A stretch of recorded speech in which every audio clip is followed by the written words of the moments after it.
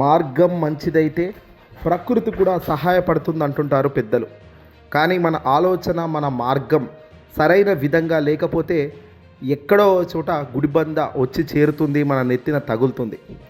ఆంధ్రప్రదేశ్ ముఖ్యమంత్రి హోదాలో కూటమి అధినేత చంద్రబాబు నాయుడు గారికి ప్రస్తుతం తాను స్కిల్ స్కామ్ కుంభకోణంలో గతంలో ఇరుక్కున్న సంగతి మనకు తెలిసిందే. వైఎస్ఆర్సీపీ పార్టీ అధినేత జగన్మోహన్ రెడ్డి గారు అధికారంలో ఉన్నప్పుడు స్కిల్ స్కామ్కు సంబంధించిన అంశాలన్నీ కూడా దర్యాప్తు చేసిన అనంతరమే తనను అరెస్టు చేయాల్సిన అవసరం ఉంది అని, దానికి తగ్గ ప్రాథమిక ఆధారాలు చాలా చాలా బలంగా ఉన్నాయని గ్రహించిన నాకే వైఎస్ఆర్సీపీ పార్టీ అధినేత జగన్మోహన్ రెడ్డి గారు ఒక అడుగు ముందుకేసి చంద్రబాబు నాయుడు గారి మీదకి కేసులు పెట్టి ఆ తర్వాత ఆయన్ను కోర్టుల ముందు ప్రూవ్ చేయాల్సిన అవసరం కూడా ఉంటుంది. కక్ష సాధింపు చర్యల్లో భాగంగా అరెస్టు చేస్తే కోర్టుల్లో అవి నిలబడవు. అలాంటి అంశాలు వైఎస్ఆర్సీపీ పార్టీకి జగన్మోహన్ రెడ్డి గారికి తెలియకుండా జరగలేదు. కానీ అల్టిమేట్గా ఒక తప్పు చేసినప్పుడు, ఒక అన్యాయపు క్రీడ ఆడినప్పుడు, దాంట్లో ఆధారాలు అత్యంత బలంగా ఉన్నప్పుడు ఎందుకు వదలాలి? ఖచ్చితంగా చట్టం ముందు నిలబెట్టడం, దోషిగా నిలబెట్టడం జరిగింది. ఈ స్కిల్ స్కామ్ కుంభకోణంలో చంద్రబాబు ఇరుక్కోవడం ఉన్నారు కాబట్టి తనపై నమోదైన ఈ కేసు కోర్టుకు వెళ్ళినప్పుడు కోర్టుల్లో అన్ని రకాలుగా పిటిషన్లు చూసి అన్ని రకాలుగా చర్యలకు వాళ్ళు చూసిన తర్వాత ఏకంగా 53 రోజుల పాటు జైలుకు పంపించడం జరిగింది. ఆ తర్వాత హ్యుమానిటేరియన్ గ్రౌండ్స్ కింద ఆయన బయటకు వచ్చారు, అది వేరే విషయం. ఇక అదృష్టం కొన్నిసార్లు తలుపు తడుతుంది అన్నట్టుగా చంద్రబాబు ముఖ్యమంత్రి అవ్వడం, ఈరోజు తనపై ఉన్న కేసులనే తాను క్లోజ్ చేసుకునే అడుగులు వేగం చేయడంతో ఒక్కసారిగా సీన్ అంతా రివర్స్ అయిపోయింది. తాజాగా చంద్రబాబు తన స్కిల్ స్కామ్ కుంభకోణం కేసును అడ్డగోలుగా మూసివేతకు పన్నాగం పన్నుతున్నట్టుగా బయటకు వచ్చింది. చంద్రబాబు రిమాండ్ విధింపు, బాబు పిటిషన్లను కొట్టేసిన సుప్రీంకోర్టు, అలాగే హైకోర్టు. చంద్రబాబు నాయుడు గారు ఏం చేసినా నాకు కోర్టులు ఉన్నాయి, నేను ఏం చేసినా వాళ్ళు నన్ను చూస్తూ ఊరుకుంటారంటే తప్పే. ఇప్పటికీ చట్టం, న్యాయం, ధర్మం అనేది ఉంది అంటే అది కోర్టులు ఇంకా క్రమశిక్షణగా దాన్ని అమలు చేస్తున్నారు కాబట్టి, వాటిలో కఠినంగా ఎంత పెద్దవాడైనా తీసి పక్కనేస్తున్నారు కాబట్టి అది జరుగుతుంది. స్కిల్ స్కామ్ కుంభకోణం కేసు అడ్డగోలుగా మూసివేతకు పన్నాగం ఎలా పన్నుతున్నారంటే, మిస్టేక్ ఆఫ్ ఫ్యాక్ట్ ముసుగులో సిఐడి కుట్ర చేస్తుందట. ఇదిగో ఆధారాలున్నాయని ఏసీబీ కోర్టు చెబుతుంటే లేదు అంటూ సిఐడికి సంబంధించి ఏకంగా మిస్టేక్ ఆఫ్ ఫ్యాక్ట్ కింద దీన్ని తొలగించే కార్యక్రమం చేస్తుందని తాజాగా ఏసీబీ కోర్టు సంచలన లెక్కను బయటపెట్టింది. సిఐడి సమర్పించిన ఆధారాలను పరిశీలించిన ఏసీబీ కోర్టు వాటిపై సంతృప్తి వ్యక్తం చేసింది. చంద్రబాబు నాయుడు ఇతర నిందితులు కలిసి కోట్ల రూపాయల మేర ఖజానాకు నష్టం కలిగించారన్నది ప్రాథమిక ఆధారాలు. ఈ ఆధారాలు తేల్చి చెప్పింది. ముఖ్యమంత్రిగా తన హోదాను ఉపయోగించి కోట్ల రూపాయల ప్రభుత్వ నిధులను అవినీతి, అక్రమ మార్గాల్లో దుర్వినియోగం చేశారని ఏసీబీ కోర్టు తన రిమాండ్ ఉత్తర్వులో స్పష్టంగా పేర్కొంది. చంద్రబాబు ఇతర నిందితులతో పాటు పలు షెల్ కంపెనీల ప్రతినిధులతో సంబంధాలు ఉన్నట్లు కూడా తేల్చింది. సిఐడి సమర్పించిన ప్రాథమిక ఆధారాలను పరిగణనలోకి తీసుకుంటూ చంద్రబాబు నాయుడిని జ్యుడిషియల్ కస్టడీకి పంపుతూ ఏసీబీ కోర్టు 2023 సెప్టెంబర్ 9వ తారీఖున ఉత్తర్వులు జారీ కూడా చేసింది. చంద్రబాబు నాయుడు గారు స్కిల్ కుంభకోణానికి పాల్పడ్డారు అనే దానికి ప్రాథమికంగా ఆధారాలు ఉన్నాయి కాబట్టి ఏసీబీ కోర్టు ఇదిగో ఈ చర్యలకు దిగింది. కానీ అడ్డగోలుగా మూసేస్తున్నారు అంటూ ఈ ప్రతిపాదన లేవనెత్తిన మనిషి ఎవరయ్యా అంటే చైర్మన్ అజయ్ రెడ్డి. చంద్రబాబు అవినీతి కేసును అడ్డగోలుగా మూసివేస్తున్నారని, ఆ ఆతృతలో సిఐడి పూర్తిగా నిబంధనలను ఉల్లంఘిస్తుందని, ఈ కుంభకోణంపై ఫిర్యాదుదారుడినైన నన్నే పక్కన పెట్టేసి తమ గుప్పెట్లో ఉండే అధికారుల ద్వారా కథలు నడుపుతున్నారని, జర్మనీకి చెందిన సిమెన్స్ కంపెనీ ప్రాజెక్టు ముసుగులో చంద్రబాబు అవినీతికి పాల్పడ్డారని ఏపీఎస్ఎస్డిసి అప్పటి చైర్మన్ అజయ్ రెడ్డి సిఐడికి ఫిర్యాదు చేశారు. దానిపై స్పందించిన సిఐడి కేసు నమోదు చేసి చంద్రబాబు పాత్రను నిగ్గుదేల్చింది. ఆ తర్వాత అరెస్టు ఇవన్నీ జరిగింది. ఇక్కడ చైర్మన్గా ఉన్న ఈ అజయ్ రెడ్డికి సైతం ఎలాంటి ఇన్ఫర్మేషన్స్ ఇవ్వకుండా, తన పని కూడా తనకు తెలియకుండా, అసలు ఏం జరుగుతుందో తనకు తెలియకుండా తెర వెనకాల సిఐడి అధికారం మారింది. ఆ సిఐడిలో ఉన్న అధికారులను పూర్తిగా చంద్రబాబు తనకు నచ్చిన వాళ్ళను, తనకు అవసరం ఉన్న వాళ్ళను పెట్టుకొని ఇదిగో ఇలాంటి కార్యక్రమాలు చేస్తున్నారు అంటూ ఆయన ఏకంగా హైకోర్టు, సుప్రీంకోర్టు దాకా పోయడం జరిగింది. ఇక్కడ చంద్రబాబు ఈ ఏసీబీ కోర్టు ఇచ్చిన తీర్పును సవాల్ చేస్తూ హైకోర్టుకు వెళ్ళాడు, సుప్రీంకోర్టుకు వెళ్ళాడు. ఇక్కడ కండిషన్ ఏందా అంటే, హైకోర్టుకి వెళ్ళినా సుప్రీంకోర్టుకి వెళ్ళినా జరగాల్సింది ఏంటి? న్యాయం. కానీ న్యాయం ఎటువైపు ఉంది ఇక్కడే అర్థమవుతుంది అందరికీ. స్పష్టంగా ఆధారాలు ఉన్నాయి, కొట్టేయడం కుదరదు. ఇదిగో ఇదే అసలు విషయం. స్కిల్ స్కామ్లో చంద్రబాబు అవినీతికి సంబంధించి సిఐడి ప్రత్యేక దర్యాప్తు బృందం సిట్ ఆధారాలతో సహా నిగ్గు తేల్చింది. అందుకే ఆయన్ను అరెస్ట్ చేసిన తర్వాత సమర్పించిన రిమాండ్ నివేదికతో విజయవాడ ఏసీబీ న్యాయస్థానం సంతృప్తి చెందింది. రిమాండ్ నివేదికను తిరస్కరించాలన్న చంద్రబాబు తరపు న్యాయవాదుల వాదన తోసిపుచ్చింది ఇక్కడే. సిట్ నివేదికతో ఏకీభవిస్తూ చంద్రబాబుకు రిమాండ్ విధించింది. దీంతోనే ఆయన రాజమహేంద్రవరం సెంట్రల్ జైల్లో ఆ రోజు 52 రోజుల పాటు రిమాండ్ ఖైదీగా ఉండే అవకాశం వచ్చింది. తర్వాత అనారోగ్య సమస్యల కారణంగా హ్యుమానిటేరియన్స్ గ్రౌండ్ కింద మొదట బెయిల్ మంజూరైంది.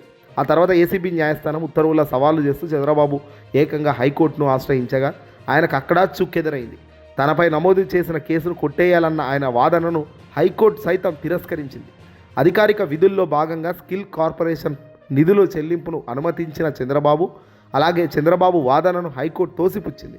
ప్రజాధనాన్ని అవసరాలకు, వ్యక్తిగత అవసరాలకు వాడుకోవడం అధికారిక విధులు కిందకు రాదని స్పష్టం చేసింది.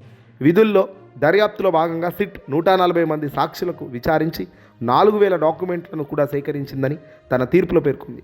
ఈ కేసు దర్యాప్తులో జోక్యం చేసుకోలేమని తేల్చి చెప్పింది. అనుమతి జారీ చేస్తే తదుపరి పరిణామాలకు సంబంధించిన బాధ్యత వహించాల్సి ఉంటుందని, ఆ అధికారిక ఆదేశాలను న్యాయస్థానంలో సవాల్ చేయొచ్చు. అందుకే ప్రభుత్వం అడ్డదారిలో కేసు మూసివేతకు కుట్ర పన్నుతుంది. ప్రభుత్వ అధికార అనుమతి లేకుండానే కేసు మూసివేతకు సిఐడి అధికారులు బరితెగిస్తూ ముందుకు వేయడం ఇంకా దారుణం. ఆ అధికారుల భవిష్యత్ తగిన మూల్యం చెల్లించుకోక తప్పదనే న్యాయవర్గాల్లో స్పష్టమైన ఆదేశాలు కనబడుతున్నాయి. ప్రభుత్వం అనుమతి లేకుండా దొంగాట ఎందుకు? 2 ఎండీల పరస్పర విరుద్ధ వాంగ్మూలాలు, కమిషన్లు దండుకున్న వారు అరెస్టు, కొల్లగొట్టిన చంద్రబాబుపై కేసు క్లోజా? ఇది న్యాయమా? చంద్రబాబుకు ఇక్కడే న్యాయస్థానంలో కూడా షాకుల మీద షాకులు తగులుతున్నాయి. ఈ తీర్పును సవాల్ చేస్తూ చంద్రబాబు ఏకంగా న్యాయస్థానం, అత్యంత పెద్ద న్యాయస్థానం సుప్రీంకోర్టు ధర్మాసనం వద్దకు కూడా పోయారు. పోనీ అక్కడైనా ఆయనకి ఏం జరిగింది? ఏసీబీ కోర్టు రిమాండ్ ఉత్తర్వులను ఆయన సవాల్ చేశారు అక్కడ ధర్మాసనం ధర్మాసనంలో. అలాగే తనపై కేసును సైతం కొట్టేయాలని కోరారు. ఈ వ్యాజ్యంపై న్యాయ వ్యవస్థలు జస్టిస్ అనిరుద్ బోస్, అలాగే బెల్లా త్రివేది పెద్ద ధర్మాసనం విచారణ జరిపించింది. ఈ కేసు విచారణ సందర్భంగా చంద్రబాబు నాయుడు కేసు పూర్వాపరాల్లోకి వెళ్లకుండా కేవలం సాంకేతిక అంశాలను లేవనెత్తుతున్నారని, తాను ఎలాంటి అవినీతికి పాల్పడలేదని చెప్పలేదు. చంద్రబాబు ఇప్పటి వరకు కూడా ఎక్కడ కూడా ఏ కోర్టులో కూడా తాను అవినీతికి పాల్పడలేదు అని చెప్పలేదు.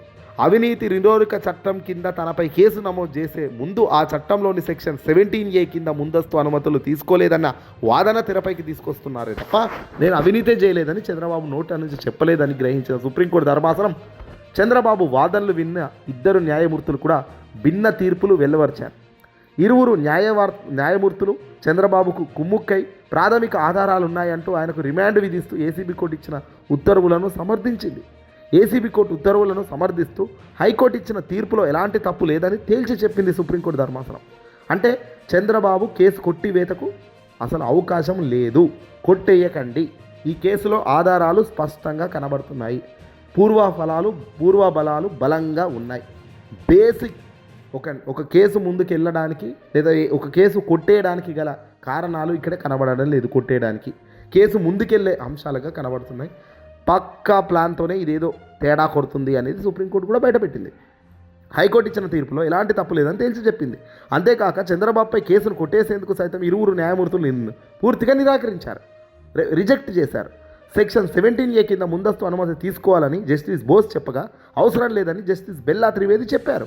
17A నిజాయితీ పరులైన అధికారులను పరిరక్షించేందుకు తీసుకొచ్చారే తప్ప అవినీతి పరులైన పబ్లిక్ సర్వెంట్లను రక్షించడానికి కాదని జస్టిస్ బెల్లా త్రివేది స్పష్టం చేశారు. ఇక్కడ ఈ న్యాయస్థానం మాట్లాడుకుంటుంది ఏంటి? అవినీతి చేసిన ఒక రాజకీయ నాయకుడి గురించి. అవినీతి ఎవరు చేశారు?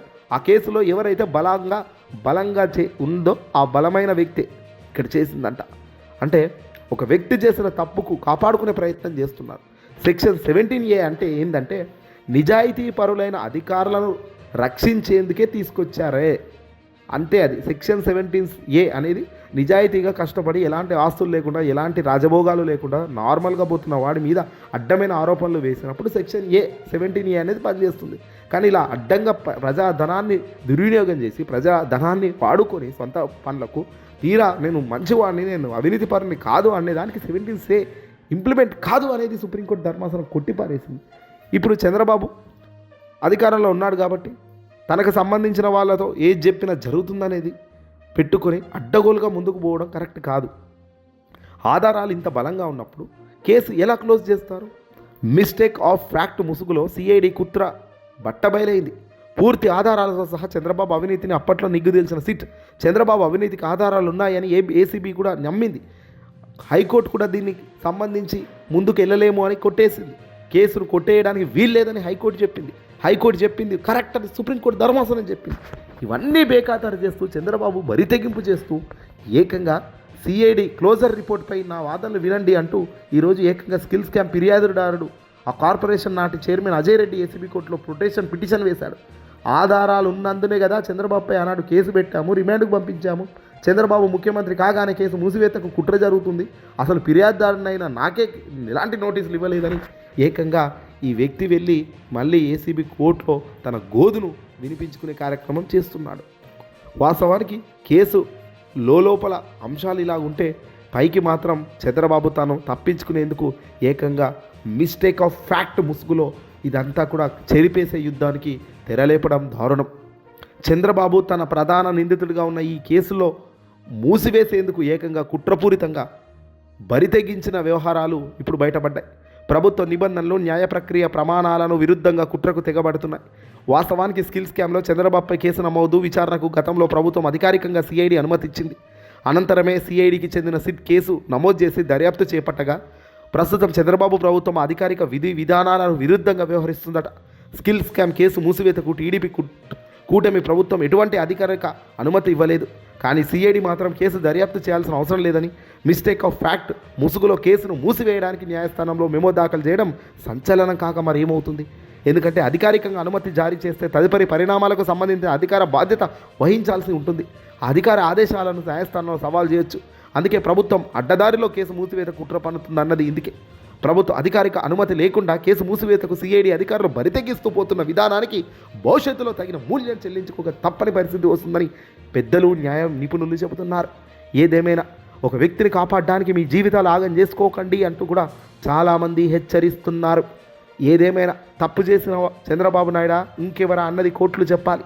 కానీ కోర్టులు చెప్పక ముందే ఆ తప్పును కప్పిపుచ్చే ప్రయత్నం చేసే వాళ్ళు కూడా నేరంలో అత్యంత దుర్మార్గపు స్థాయిలో నిలబడ్డ వ్యక్తులే అనేది చాలామంది రాజకీయ నాయకులు కూడా చెబుతున్న మాట. చూడాలి ఈ కేసు ఎటువైపు వెళ్తుంది, ఏం జరుగుతుందన్నది. ఈ వీడియోని అసలు లైక్ కొట్టి షేర్ చేయండి.